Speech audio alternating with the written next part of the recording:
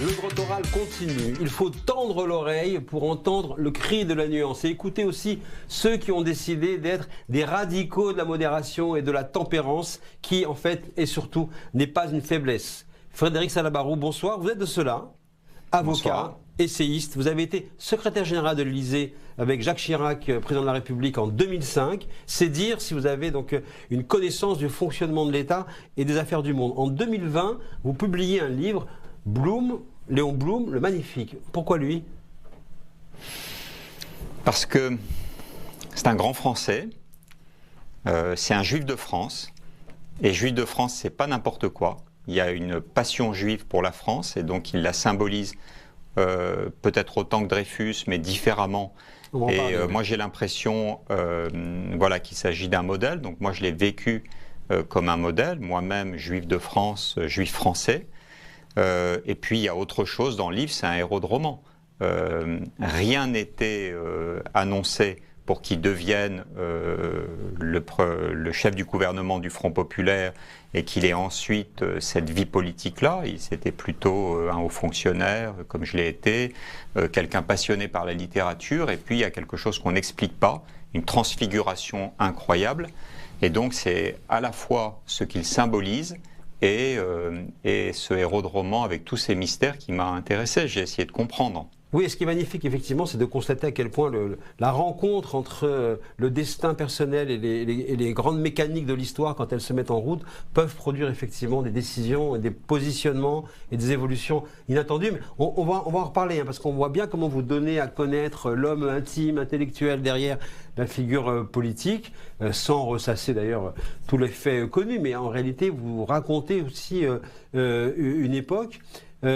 Avant cela, on va parler aussi d'un autre personnage, peut-être contemporain d'ailleurs. Donc à l'époque, il y a le capitaine Dreyfus, parce qu'il est plus capitaine. Comment on l'appelle maintenant? Général. Le général Dreyfus. Donc il faudra avoir un petit peu s'habituer.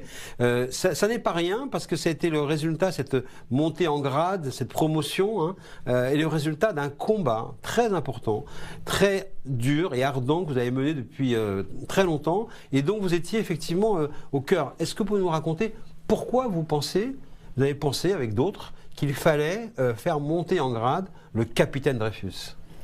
D'abord, effectivement, le lien avec le livre sur Blum est clair, puisque c'est l'affaire Dreyfus qui est le premier acte d'engagement du jeune Blum. Il a beaucoup hésité, comme la communauté juive de l'époque, très peu engagée, qui se méfiait de cette affaire, et puis à un moment donné, il bascule.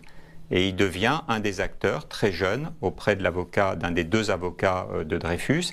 Et c'est le début de son entrée en politique. Et c'est dans l'affaire Dreyfus qu'il va rencontrer Jaurès, son mentor en politique.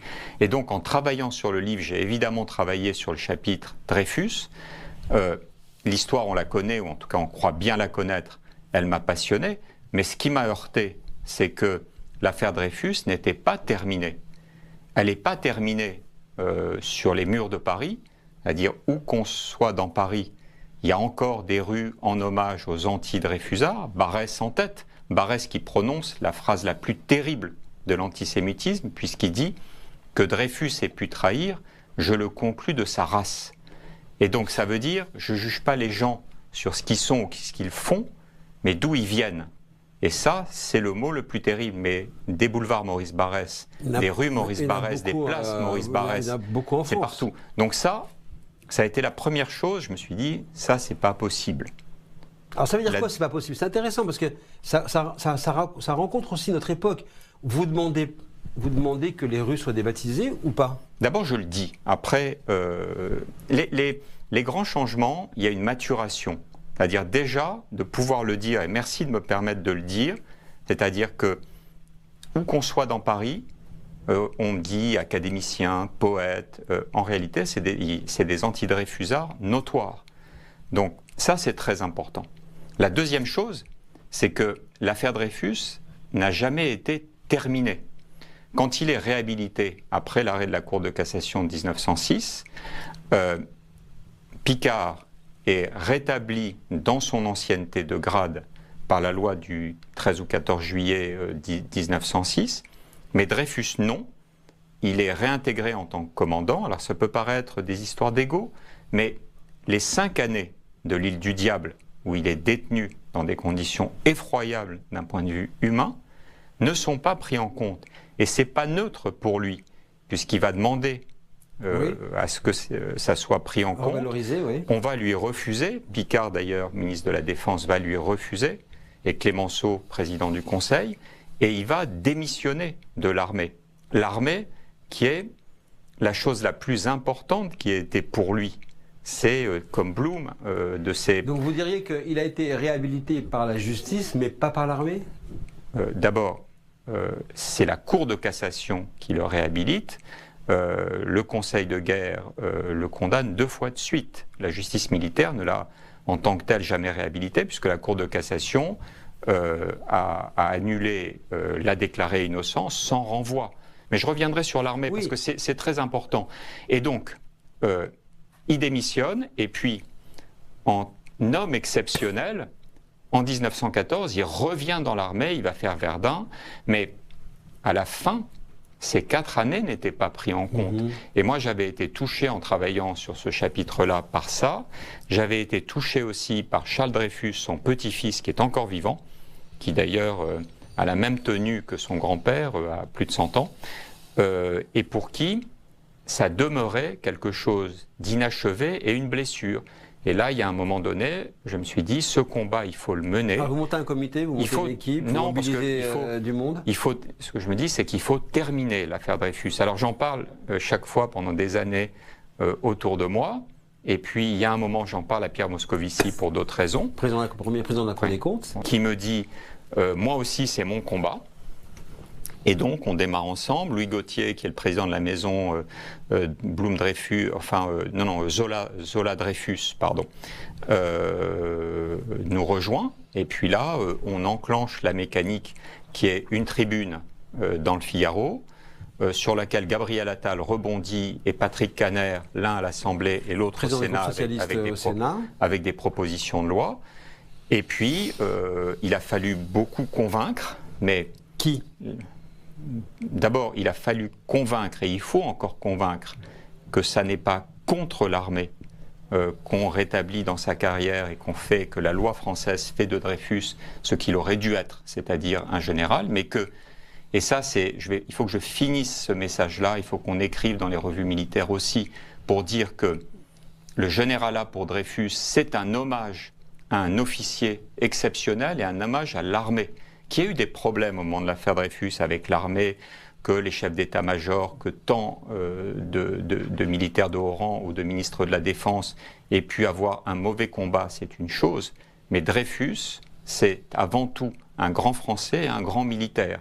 Et donc se battre pour Dreyfus, c'est aussi un hommage à l'armée. Les choses vont maturer. Alors Frédéric Salabarou, il y a un moment étonnant quand même, parce qu'à un moment donné, il y a eu ce message, ce projet est passé par l'Assemblée nationale. Et là, on a vu, de manière un peu étonnante, un groupe politique refuser de voter ou s'abstenir, je ne sais plus exactement, chez les centristes. Comment on vous a expliqué cette attitude et comment peut-elle être comprise ? Écoutez, très respectueusement pour ces parlementaires, elle est incompréhensible. Leur thèse, c'est de dire, vous êtes en train de mettre en place une machine à blanchir les antisémites d'extrême droite et d'extrême gauche, puisque les extrêmes de l'Assemblée, c'est à ça qu'ils faisaient allusion, je ne reprends pas ces intitulés de la tribune. Le Rassemblement national a dit qu'il le voterait et ils l'ont voté, et LFI l'a voté. Mais c'est quand même... Donc c'est une démarche politicienne de la part du groupe centriste qui dit je ne veux pas valider les voix des extrêmes, c'est ça ? Voilà. Après, quelles étaient leurs arrière-pensées ? Parce que pour avoir de telles pensées, disons-les, qui n'ont aucun sens, pour ne pas employer d'autres mots, il faut avoir des arrière-pensées, je le crains. Mais que l'Assemblée nationale, unanime, dans cette assemblée-là, qui se met d'accord sur rien, puisse dire on doit terminer au sens noble du terme l'affaire Dreyfus. C'est un grand moment de la vie politique. Bien sûr. Un grand moment de la République. Non, mais ça prouve qu'on est capable et ça prouve que ce combat, il méritait d'être mené. Et ils ne se sont pas abstenus, ils ne sont pas participés au vote. À la limite, assume-le. Tu viens, tu votes contre. Alors, il y a une autre question, qui a été posée, en dehors des enjeux politiciens, qui est juste par rapport justement à la transmission et à l'image de Dreyfus. Dreyfus, tout le monde le connaît comme le capitaine Dreyfus. Le général Dreyfus, pour les générations à venir, on ne sait pas qui c'est. Est-ce qu'il n'y a pas un risque quand même d'effacer sa célébrité en termes de capitaine Dreyfus et de son histoire en lui donnant un nouveau titre? Il n'y a jamais de risque en République à faire justice. Qu'il soit, qu'on continue à l'appeler le capitaine Dreyfus, c'est très bien, mais c'est quand même quelqu'un qui a été victime d'une des injustices les plus historiques, puisque c'est même pas une question française, c'est mondial. Tout le monde connaît cette affaire Dreyfus. C'est quelqu'un qui quitte l'armée en considérant que c'est une seconde injustice insupportable. Mais quand on attache de l'importance à ces questions et qu'on considère qu'on ne peut pas avancer dans la vie sans mémoire, sans savoir d'où on vient, et considérer que les combats symboliques, au moment où les gens ne savent plus où on est, quels repères, etc., sont les plus importants, évidemment qu'il fallait le conduire. Mais là où vous avez raison, c'est qu'il a fallu convaincre, vous parliez de cette tribune de certains parlementaires du MoDem, d'autres disaient il faut qu'il reste éternellement, comme quelqu'un qui doit éternellement rester dans le purgatoire, le capitaine Dreyfus. D'autres disaient mais à quoi ça sert, on va heurter l'armée. En réalité, les choses sont assez simples. Il y a des combats sur lesquels il faut mener, il y a toujours de l'honneur à les mener. Ça pouvait ne pas aller au bout, ça va au bout. Et à partir de ce moment-là, vous verrez, les choses vont être beaucoup plus simples. Est-ce que le meilleur compliment n'a pas été au fond que finalement ce dossier a été aussi l'objet d'une compétition à la fin entre Emmanuel Macron et Gabriel Attal sur qui va annoncer le premier, qui va dire quoi le premier, et d'ailleurs l'annonce de la journée du souvenir au nom du capitaine Dreyfus, elle a été annoncée au plus haut niveau de l'État. C'est quand même finalement une belle reconnaissance. Oui, c'est une belle reconnaissance, mais on s'est disputé non, mais même pas. Je pense que les choses sont plus nobles. Au-delà de la formule. Non, mais je pense que les choses sont plus nobles que ça. C'est-à-dire que Gabriel Attal, lui, avait cette idée en tête. Quand il voit la tribune, il rebondit tout de suite. Et tant mieux, mais Patrick Kanner aussi au même moment. Et puis le président de la République qui avait dit c'est une question qui est compliquée sur une interpellation de Raïm Corsia dans tel événement, mais grand rabbin de France, mais la loi peut le faire en accord avec l'armée, qu'ensuite il voit les choses se passer et qui passe un cran supplémentaire en faisant du 12 juillet, qui est le jour de l'arrêt de la Cour de cassation sur Dreyfus, une journée de commémoration nationale, c'est quelque chose qui est bien. Et c'est vrai que la presse, qui veut de la polémique partout, a dit tout ça, c'est Macron contre Attal, Attal qui font un mauvais coup à Macron. Heureusement qu'il y a encore des beaux sujets qui permettent de dépasser tout ça. Et en l'occurrence, de la part de Gabriel Attal, c'était évidemment pas le cas. Et le président Macron l'a compris, et tant mieux. Et sans oublier aussi le rôle, comme vous avez noté au départ, de Pierre Moscovici. Ah ben bien sûr. Dreyfus, Blum... Plus qu'essentiel. Bien sûr, ces personnages qui, au fond, racontent aussi et font le portrait d'une époque où il y avait l'émancipation sociale, les justices, les combats et un antisémitisme extrêmement installé.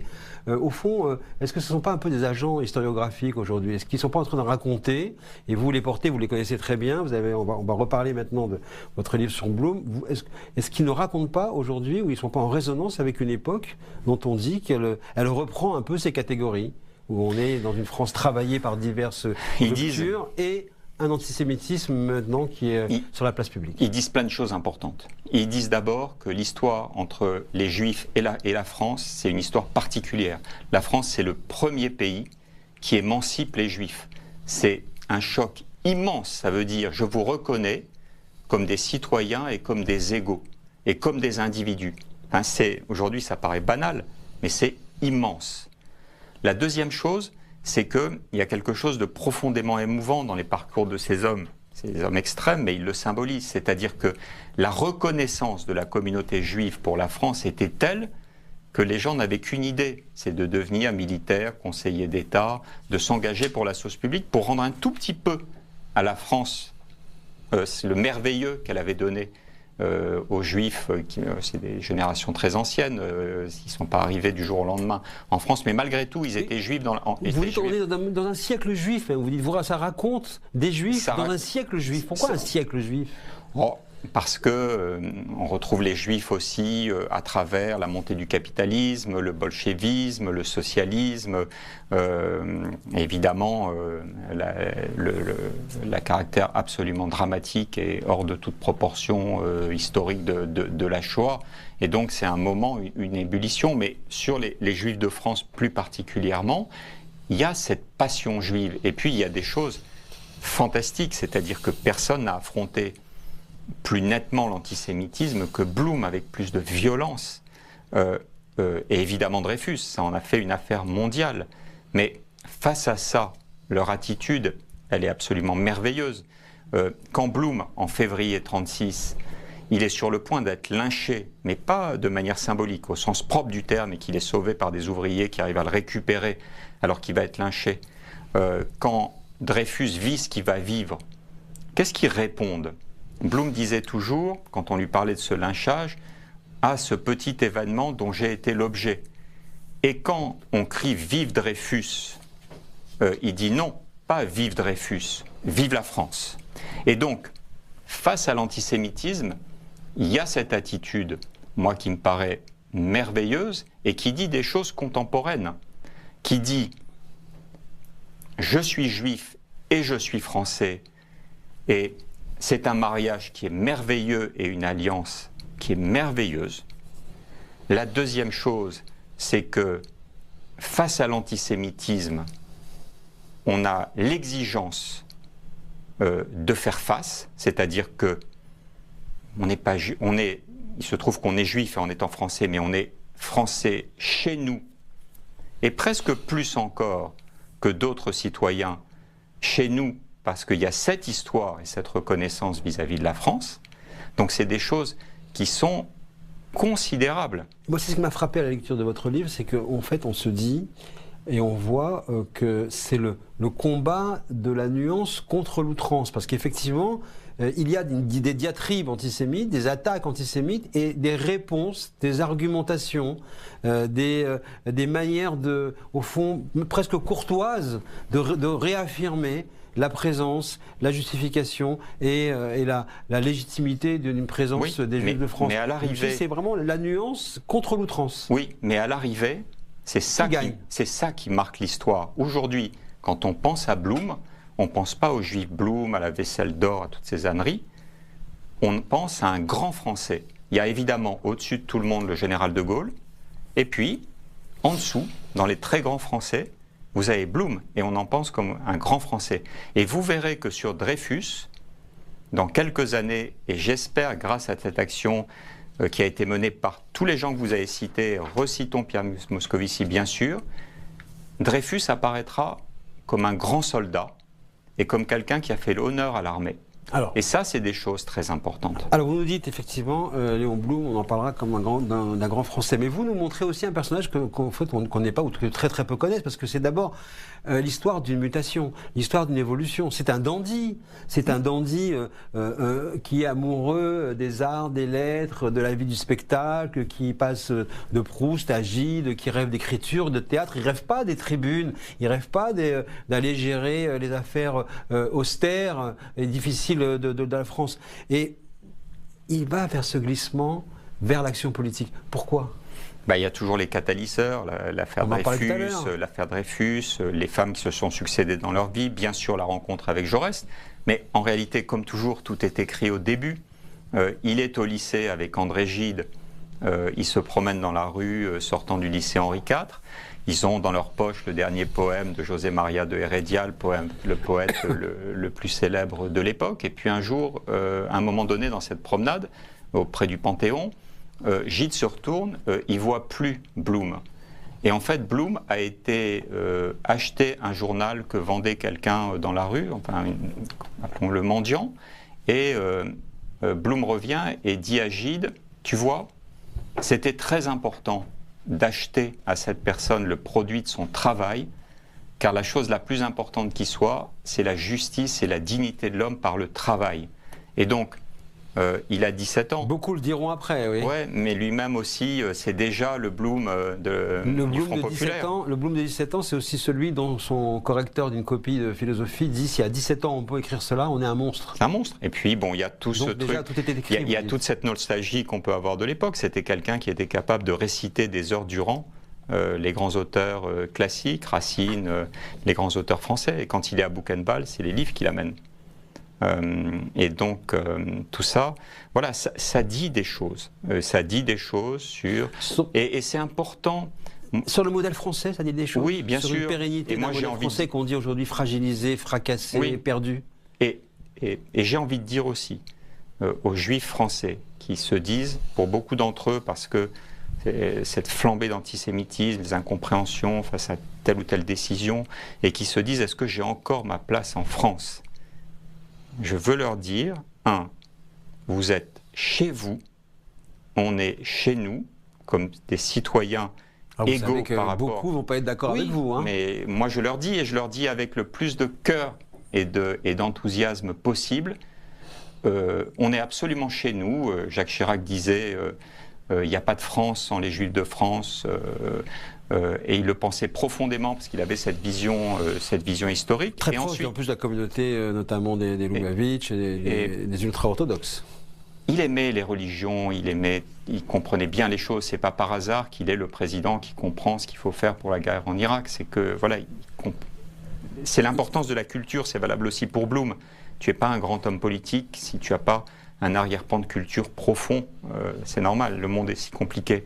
Mais vous voyez sur Blum, sur Dreyfus, j'ai mis des années à savoir comment on allait prendre cette initiative. Aujourd'hui, ce que je ressens, c'est qu'il faut qu'on prenne des initiatives en France sur ces questions. Post-7 octobre, bien sûr, parce qu'il faut reconstruire une cohésion, c'est-à-dire que reconstruire un vivre ensemble, comme on voilà, dit. On va pas laisser... on n'a même plus envie de l'entendre voilà, tellement elle dit plus rien. On ne peut pas laisser dans un pays comme la France s'installer l'antisémitisme, s'installer l'idée qu'il y a des communautés qui doivent vivre en confrontation, au meilleur des cas, dos à dos, à côté. C'est au-delà de communauté. Regardez le monde élitaire, la capacité aujourd'hui de pouvoir bannir, de pouvoir choisir, de faire remplacer la connaissance par l'idéologie. C'est profond. Moi, je pense qu'il y a une question, c'est-à-dire que la France a souvent montré l'exemple, et il faut qu'on le montre à nouveau. Pas toujours le bon. Oui, mais souvent le bon aussi le bon. Et donc, on doit montrer l'exemple sur ces questions. Je pense que ce qui rassemble les différentes catégories de sensibilité des citoyens français est beaucoup plus important que ce qui peut aujourd'hui diviser. Alors, il ne faut pas être dans des logiques de bons sentiments, de néo-questions contre le racisme, etc. Mais il va falloir réunir tous ceux qui croient à ça, c'est-à-dire qu'on peut encore montrer l'exemple des musulmans, des juifs, des gens qui ne le sont pas. Il va falloir aller au contact, là où ça se passe, c'est-à-dire parfois dans les quartiers, parfois dans les écoles où on nous dit qu'on ne peut pas rentrer, qu'on ne peut pas dire les choses. Eh bien, il va falloir y aller ensemble. Et moi, je pense que là, il y a des enjeux très importants et c'est un combat.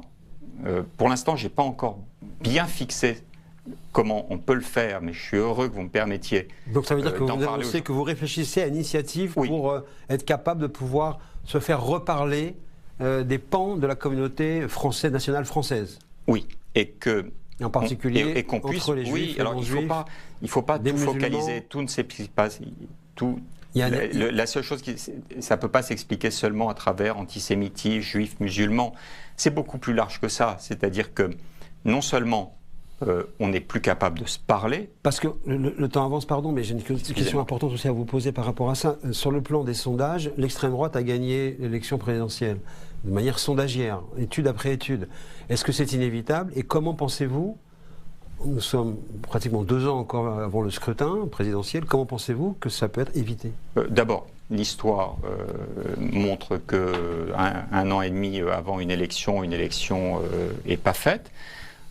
Et après, je pense qu'on est dans de telles difficultés aujourd'hui par rapport à cette assemblée, aux questions politiques, etc., que la seule façon de prendre les choses, c'est de les prendre par le haut. C'est-à-dire que la question de l'antisémitisme, de cette confrontation au sein de la communauté nationale, elle doit se prendre par quelque chose qui est un mouvement, un projet, un engagement.